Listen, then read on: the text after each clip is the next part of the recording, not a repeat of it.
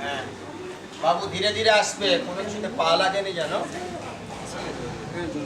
Drawing গুলো তুলেছিলে? হ্যাঁ হ্যাঁ হ্যাঁ হ্যাঁ, আমি কালকে তুলে নিই।